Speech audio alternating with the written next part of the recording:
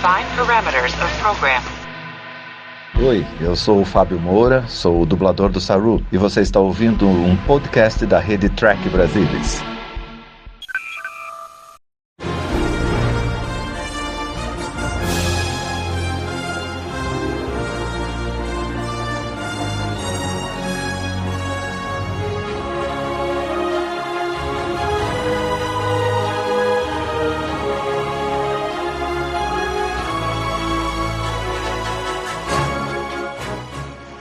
Olá a todos, aqui quem fala é Carlos Henrique Santos, mais uma vez de volta com o podcast Segundas Impressões, raramente indo onde alguns podcasts jamais esteve para falar da primeira temporada de Lower Decks. Trago aqui mais uma vez a minha convidada de honra, Ana Clara Lacopo. Boa noite, Ana Clara, tudo bem? Boa noite, tudo certo, um pouco de frio, mas isso a gente consegue relevar. Preocupante quando alguém que mora no Rio de Janeiro diz que está frio, que a coisa realmente está complicada. A gente que está aqui em São Paulo está sofrendo um pouco também, mas a referência do calor aí é sempre grande, né? Quando a gente ouve falar que está frio no Rio, é para preocupar. Mas enfim, vamos nos manter quentinhos aí e vamos bater um papo, né? Vamos seguir um pouquinho a ideia de novo, falar aí sobre o episódio da semana de Star Trek Lower Decks, dessa vez o Temporal Edict, terceiro episódio da primeira temporada de Lower Decks. Quem tiver a curiosidade, não teve a oportunidade de assistir o episódio, o Trek Brasil está fazendo um resumo, um breve resumo do episódio e facilita alguma coisa para quem ainda não conseguiu ter acesso, pelo menos para ter uma ideia. Eu acho que é interessante, vale a pena dar uma conferida. Eu infelizmente não tenho o link aqui anotado, mas vocês podem procurar na página do Trek Brasilis pelo resumo do episódio, e bem curtinho, 2 minutos, mas que dá uma ideia boa. E aí, Ana Clara, vamos lá? Então, a pergunta que não quer calar: gostou ou não gostou do episódio da semana? Então, esse episódio acabou sendo um pouco mais complicado para eu assistir, né? Então, um pouco mais complicado de eu te dar uma resposta 100% concreta. Porém, até onde eu consegui processar, eu gostei bastante, igual eu tenha gostado até o momento. E do que você não gostou nesse episódio? Qual foi aí a complicação que você teve? Eu tenho uma ideia, mas eu queria ouvir aí o que você tem para falar a respeito. Não é que eu não gostei, mas é o que eu... Tem bastante... É o que eu comentei contigo, né? Eu acabei tendo que assistir sem a legenda porque eu não tava conseguindo carregar o vídeo no computador. E aí tem muito termo técnico que eu não sabia se era alguma palavra que eu não conhecia ou alguma coisa que eu realmente não sabia o que era, porque era alguma coisa da série. Então não é que eu não gostei, eu só acho que deve ter tido uma coisa ou outra que eu acabei perdendo justamente por isso. Eu não ia nem nessa linha não, na verdade, assim, acho que tem algumas referências, assim, do episódio, e talvez para quem é fã mais antigo, mais hardcore, consiga pegar essas referências. E aí eu sempre volto a recomendar: leiam os easter eggs que a Lúcia lá do Trek Brasilis publica no Trek Brasilis logo após os episódios, que eles vão passar por todas as referências, algumas mais óbvias, outras nem tanto, e isso ajuda bastante às vezes na compreensão do episódio, principalmente para quem é mais recente, está começando a acompanhar a jornada há pouco tempo, ou mesmo para quem é mais antigo. Às vezes eu tenho muito tempo que não vê esse ou aquele episódio, a gente também não consegue lembrar de tudo e vale a pena. Mas essas referências eu achei elas podem fazer um pouco de falta aí no caso desse episódio. Mas falando do que você gostou, o que você achou de interessante nesse episódio, o que te chamou a atenção nele? Eu achei... Primeiro que eu achei muito engraçado, né? Que do nada criou uma confusão na nave e todo mundo tinha 60 segundos para concluir as tarefas. E Eu achei muito engraçado e também achei divertido, eu acho, ver o jeito que a capitã lida com as coisas da nave. Porque era uma coisa que não tinha sido estabelecido direito até o momento, né? E eu gostei muito disso, de ver como a Freeman lida com as coisas. Ela tá meio estressada, né? Sim, exatamente. Essa questão, a gente até andou conversando um pouco, e foi aí um tema no último TV ao vivo sobre o episódio, porque também tem o seguinte, né? Eu acho que eu particularmente trabalho numa empresa muito grande e não só na empresa onde eu trabalho, em várias empresas, em muitos casos existe às vezes uma pressão para que você consiga. É sempre um cabo de guerra aí, né? A gente tentando conseguir mais tempo para fazer as tarefas e às vezes as necessidades da empresa fazendo com que você precise cumprir mais tarefas em menos tempo. A gente se identifica um pouco com toda essa confusão. É claro, aí num nível extremamente exagerado, num nível extremamente hard, mas não deixa de ser uma realidade, embora uma realidade aumentada, mas uma realidade. Tem uma outra questão também, que também um pouco de lidar, né? Hoje em dia a gente tem informação de tudo quanto é lado, informação de um lado, informação de outro, e às vezes conseguir lidar com todas as informações e transformar isso em ação também, para o nosso momento atual de civilização, é um pouco complexo. Então eu acho que o episódio, embora seja uma caricatura, ele trouxe um pouquinho dessa visão que, de certa forma, resgatando um pouco do que a Jornada das Estrelas faz, principalmente na série clássica e na nova geração, que é um pouco da inspiração aí em muitos momentos do Lower Decks, de apresentar as situações, alguns temas que indiretamente discutem situações do nosso cotidiano, do nosso dia a dia. Isso, embora tenha sido muito engraçado, infelizmente, às vezes é uma realidade em muitas empresas, né? Sei que você ainda não começou a sua vida profissional ainda, mas a gente lida com isso com frequência e não é algo que está restrito só às empresas, não. Isso realmente acontece. E no mais, o que foi que você achou aí de interessante? O que foi que teve alguma coisa que você não gostou, né? Que você achou, pô, isso aqui não foi legal? O que você achou em relação a coisas que você não tenha curtido nesse episódio aí? Olha, eu acho que não gostar, eu não desgostei de nada. Eu só tinha uma hora ou outra no meio do episódio que eu ficava um pouco estressada com o comandante, que eu nunca lembro o nome dele. Mas eu tava me estressando um pouco com ele. O primeiro oficial, Hanson? Isso. Uhum. Tinha uma hora ou outra que eu ficava um pouco estressada com ele. Mas fora isso, eu não acho que é nada, não. Mas aí por que você não tava é estressada? não é um problema, né? É uma questão do personagem. Eu que não funciona mesmo. O Hanson? Eu não lembro o nome dele. É o que sai...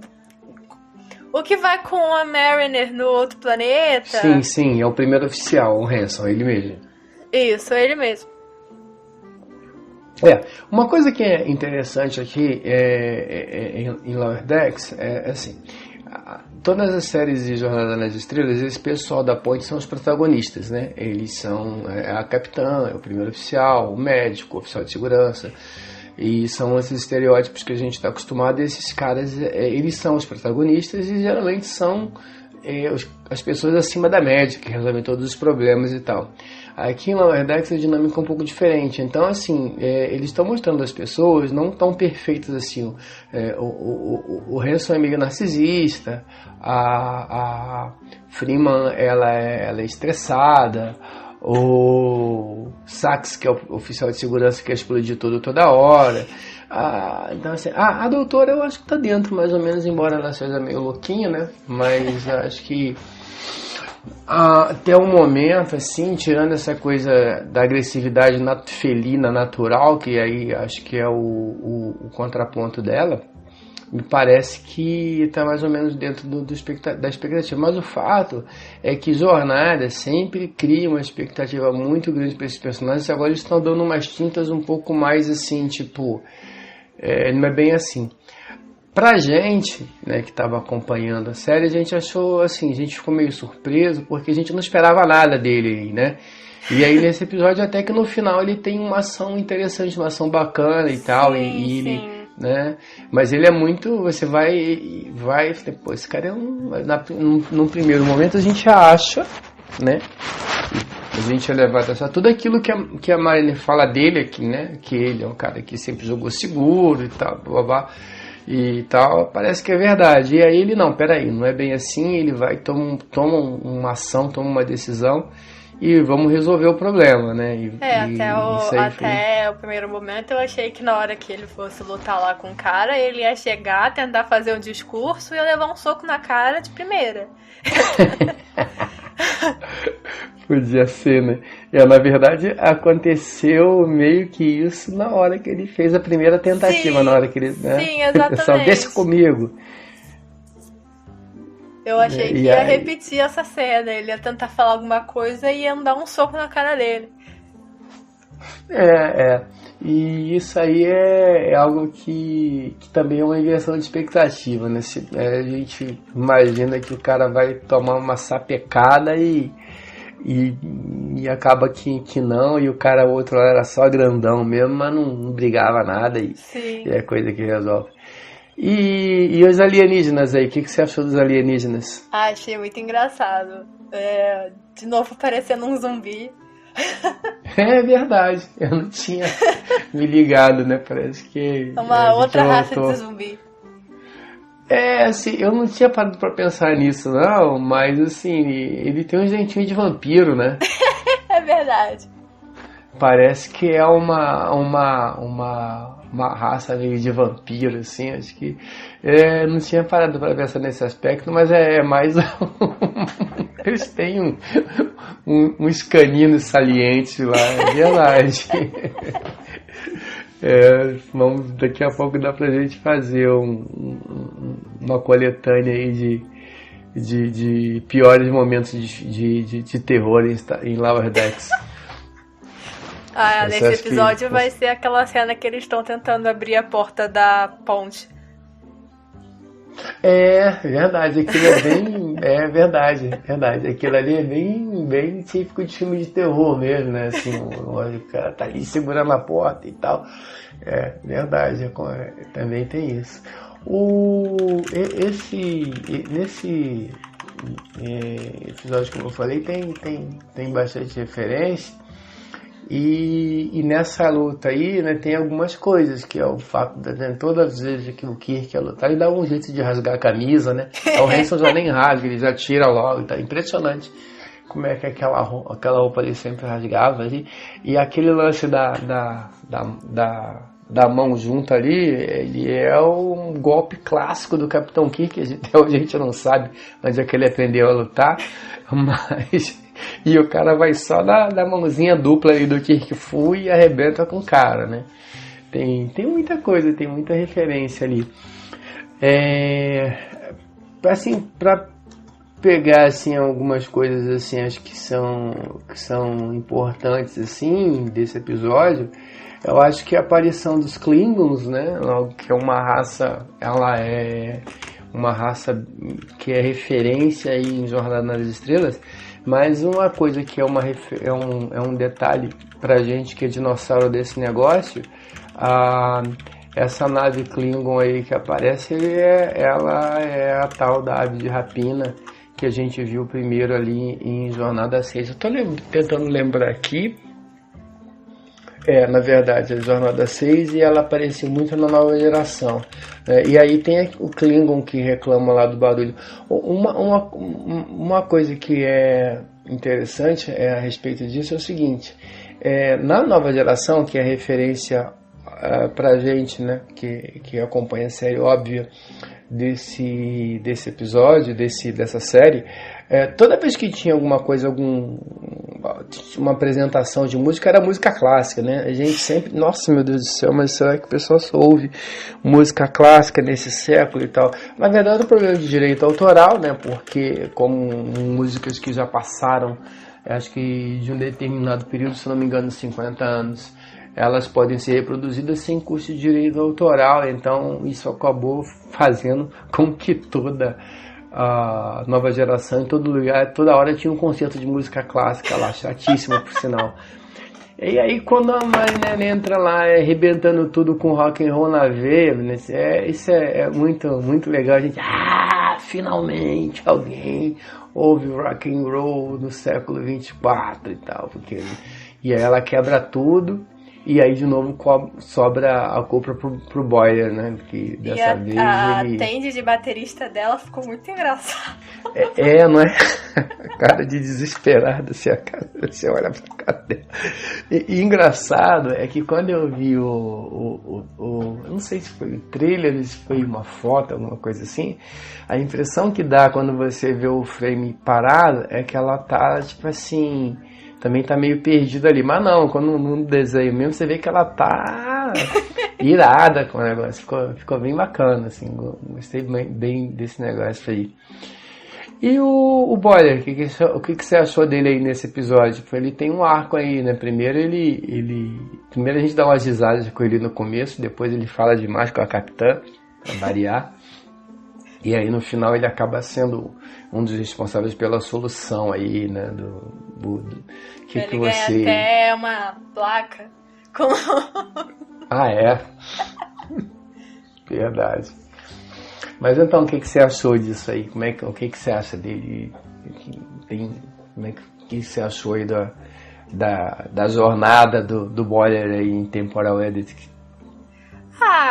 Eu acho que fiquei um pouco diferente. Nem gostei, nem desgostei. Eu acho que no começo eu tava ficando um pouco irritada, que tava todo mundo doido correndo e ele tava lá como se nada estivesse acontecendo. Ele tava tranquilamente andando por aí. E eu, meu Deus, você não tá percebendo que o mundo tá acabando em volta de você?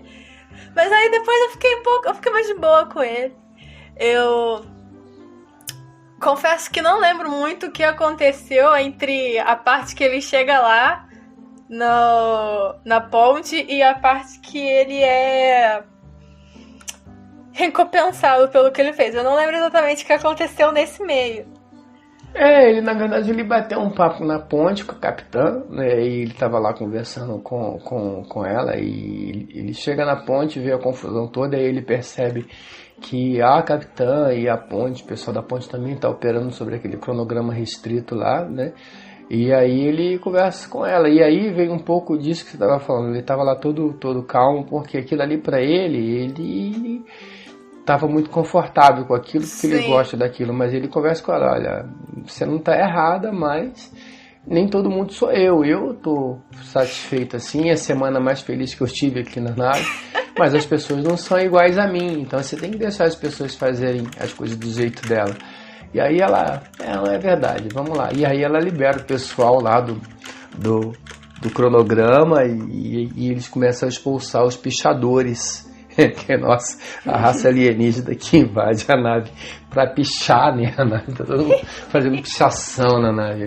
Não, e muito engraçado o jeito que eles estavam pichando, né? Que eles estavam pichando era um raio laserzinho, não era? Era, e eles usam os cristais para isso, né? Para poder fazer essa pichação alienígena. É um negócio meio sem noção também, né? Você vai, não, vamos, assim, ver aquela horda invadindo a nave, e vai dar problema. Mas o cara tá pichando a nave, tá lá pichando, gente. É um negócio que não tem... Eu achei bem divertido, assim, mais uma vez eu acho essas coisas bem legais. Eu achei a parte inicial ali do rock and roll bem divertida, depois a hora que eles estão lá testando o escudo, que a Mariner dá um tiro de phaser depois que ela vai ver que o negócio não estava sentado para o tonteio, e a cara que ela faz a hora que ele também vai testar o escudo daquele, ele fica todo torto, que é uma cena típica de desenho animado, né? Desenho animado meio inocente, ele todo torto lá. Eu achei, assim, tem bastante coisa, assim, que é bem óbvia, né? Que é o tipo de piada que você ri dela. A hora que o Hanson, ele sai lá ele tenta fazer o primeiro discurso, o pessoal joga uma rede em cima dele e ele tá. Então tem várias coisas assim que são engraçadas pro público em geral, independente do conhecimento deles de jornada ou não, né? Os alienígenas são no mínimo interessantes, e o cara querendo fazer julgamento por combate. Não, vamos fazer um julgamento. Não, vamos construir um carro para uma corrida da morte. É uma coisa meio inocência, né? E que acho que é bem bacana. O que eu achei muito engraçado também foi a hora que ele jogou a espada lá dentro da cela que tava o Hanson e a Mariner, e ele, do nada, ele ficou achou que ninguém ia querer, e daqui a pouco eles começaram a brigar pra ver qual dos dois iam, porque os dois queriam ir. Eu achei... Vocês estão brigando pra saber quem é que vai brigar até a morte, isso...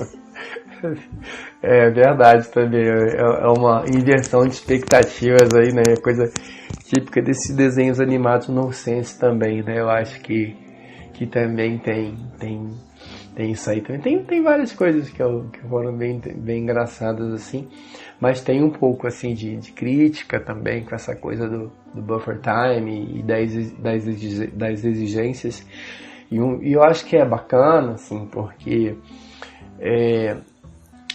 semana passada foi o Envoys, né? Foi. No Envoys, assim, teve aquela situação em que a Mariner e o Boyle estão no planeta e ela acaba tendo que resolver tudo, ele só dá a bola fora, e no final ela acaba até dando uma maneirada para poder não acabar com a autoestima dele. Mas é engraçado porque é o seguinte, lá atrás ela fala para ele, olha, você é o senhor Frota Estelar, né, e tal. E aqui acho que isso fica bem claro, porque fora da nave, no ambiente natural, a Mariner ela manda muito bem. E aqui também ela não tá, na verdade, ela tá no planeta, tudo bem, mas o Boyle tá muito à vontade ali, né? Então ele vai, faz as tarefas, ele tem controle da situação, ele sabe o que ele está fazendo, ele sabe o que ele tem que fazer.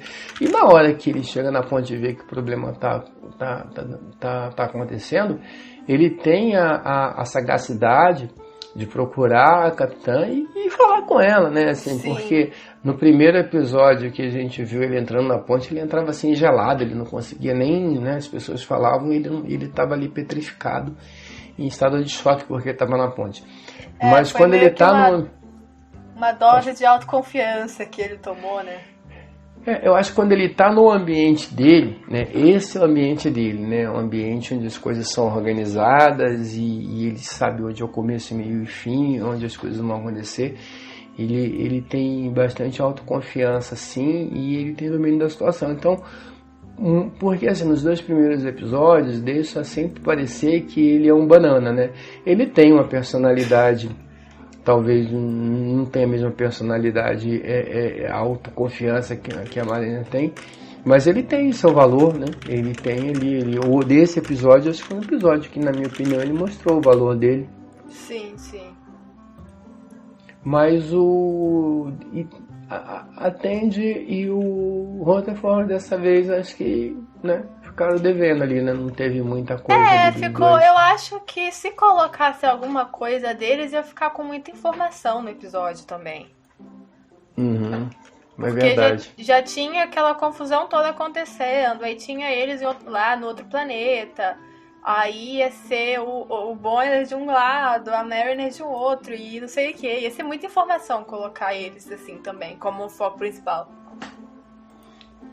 É verdade. E dessa vez a gente acabou tendo um pouco mais de destaque pro Hanson do que para eles dois. Eu acho bem-vindo, né? A gente variar um pouquinho também o foco do que está acontecendo, não ficar também assim. porque quer a gente queira, quer não, sendo Lower Decks ali uma série voltada pro pessoal do segundo escalão, o pessoal da ponte, né, tem um certo status ali, e a gente acaba tendo uma certa curiosidade também de saber como é que esse pessoal trabalha.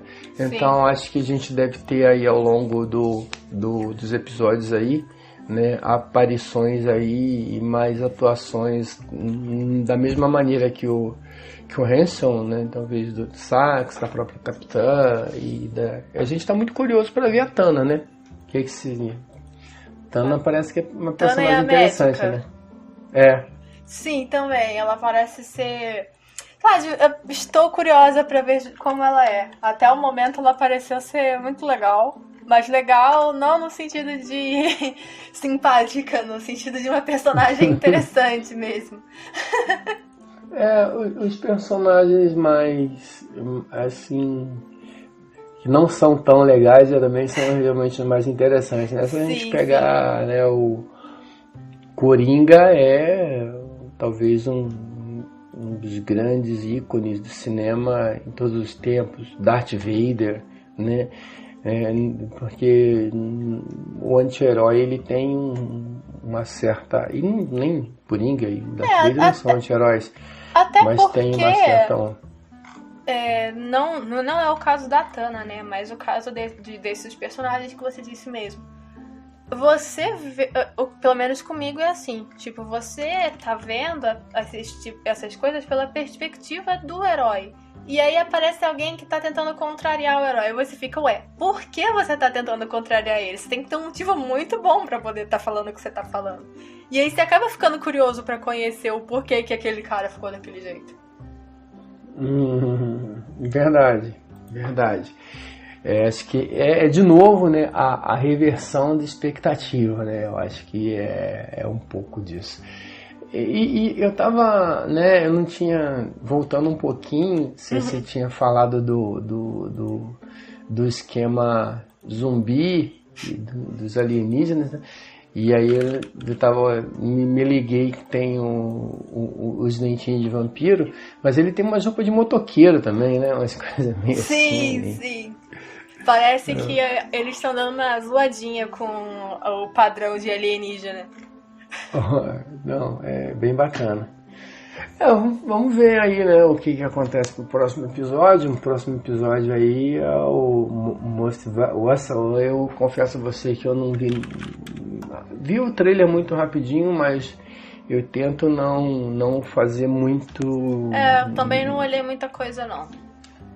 Eu não gosto de me antecipar muito, né, para tentar ver se a gente é surpreendido, né, por alguma coisa. Então, se você fica... eu tava dando uma olhada aqui agora, eu passei aqui pra ver, eu não tinha reparado isso que você comentou. Tá o Boller e a Capitã conversando, tá o Sax lá segurando, os caras passam, parece até aquelas serpentes, assim, aquelas coisas que você via nesse filme de ficção científica B também e tal. Bem essa parada. Voltamos aos zumbis, eu não tinha nem prestado atenção nisso. E todo mundo morto lá na nave. Não, bem bacana. Eu não tinha parado para prestar atenção nisso aí. Bom, é isso. Eu acho que tem alguma observação que você queira fazer em relação ao episódio, alguma coisa que eu não tenha comentado aqui que você achou interessante, que você queira comentar. Acho que é só um comentário meio aleatório, nada muito crucial, mas não esperava no final do episódio estar torcendo pra ver alguma coisa da Mariner com o Hanson juntos. Era uma coisa que eu não esperava que fosse acontecer. Quando eu fui ver, eu tava meio, eu acho que vai sair alguma coisa daqui. Mas e aí, como é que você vê isso? Eu não sei se realmente vai acontecer, pode ser que tirem alguma coisa disso, ou se foi só um delírio coletivo, alguma coisa pra ficar parecendo que era Mariner pensando um pouco demais. Não sei. Não, Mas- acho que rolou ali, né? Acho que rolou sim uma atração de um e do Sim. outro ali e tal. Mas eu acredito que aquela atitude do Hanson tenha sepultado Aquele final foi muito engraçado, dela jogando os negócios pra tudo quanto é canto. Verdade. E o cara tá nem lá e ela... Ela, não, eu vou nadar no seu sangue. É verdade. Eu acho que ali acabou o amor. Sim, Ah, se tinha né? alguma coisa, não tem mais, acabou. Só que aí foi ele que ficou, quando ele viu ela tomar essa atitude lá, opa, peraí. Não, a gente comentou sobre isso também e assim, não sei se vai caminhar. Eu num determinado momento, assim, preferia, da minha preferência pessoal, que não tivesse. Também eu não fico fechado a nada, não. Eu acho que a gente tem que esperar as possibilidades e, se for ruim, depois você reclama. Mas não dá para você antecipar que você, isso, como eu não gostaria, vai ser ruim. Né? Vamos aguardar. Mas é um dado importante, sim. E também acho que além disso, né, eu acho que o reconhecimento dela, né, que ele fez a coisa certa e que ele, né, porque ela podia ter denunciado. Ela fala um negócio desse quando ela tá falando com ele nessa hora também, né? Que ela não esperava que ele fosse agir daquele jeito, não sei o que. Verdade. E aí mas é engraçado, né, que ela não denuncia ele, mas ele bota ela na cadeia porque ela tava com a manga dobrada. Nossa. Ai. E essa coisa da manga dobrada, assim, e aí isso é da minha cabeça, né? Eu não sei se isso é um fato. O episódio ele faz uma homenagem ao Miles O'Brien, que é um personagem de Deep Space Nine, né? Que é uma outra série de jornada. Você já viu alguma coisa comigo, mas com certeza não viu todos os... Não, com certeza eu não assisti tudo. E o O'Brien, ele tem uma característica, porque ele é um cara que ele ele não era um oficial, né? Ele era tipo um praça, um cara que foi crescendo e tal, mas ele não era um oficial, ele não tem o mesmo status na hierarquia da Frota Estelar como tem os outros caras, mas ele foi galgando o espaço dele lá. Ele era um cara que ele era engenheiro, era aquele cara que resolvia os problemas. Ele vivia com as mangas enroladas. Você pegar os episódios que ele tá lá, ele tá sempre com a manga enrolada, assim. Mas justificava, porque ele é o cara que ia lá meter a mão na massa e tal, beleza, né? No final desse episódio, o episódio faz uma homenagem ao O'Brien, aquela estátua, né? Que aparece lá no final. Esse aqui é o chefe Miles O'Brien e tal, né? E no futuro, inclusive, naquela aula, professora. Sim, que é quando eles estão falando do boiler, né? Tá ensinando inclusive o efeito boiler. Não, eu não quero ter uma placa com meu nome que diga que eu... né, exatamente o contrário do que eu penso, mas ficou pra história o efeito boiler. Sim. E depois eles fazem uma referência ao Miles O'Brien. Na minha mente, eu não sei se está isso em algum lugar, acredito até que não, mas eu não acho que seja coincidência o fato deles deixarem, né, esse episódio fazer essa referência ao O'Brien, e o O'Brien que era esse cara que estava sempre com as mangas enroladas, e porque ele era o cara que metia a mão na massa, era o resolvedor dos problemas e tal. E num episódio em que a Mariner, ela vai pra cadeia porque ela tava com a manga dobrada. Eu acho muita coincidência, e eu não acredito em coincidência, nem confio nelas, né? Então me ocorreu isso. Mas é isso, né? Pra gente não se estender mais, o papo tá bom, mas Temos aqui a nossa programação, os patrocinadores daqui a pouco já vão querer os comerciais para poder faturar. Vão começar a bater na porta do nosso estúdio pedindo pra gente parar de falar. Exatamente.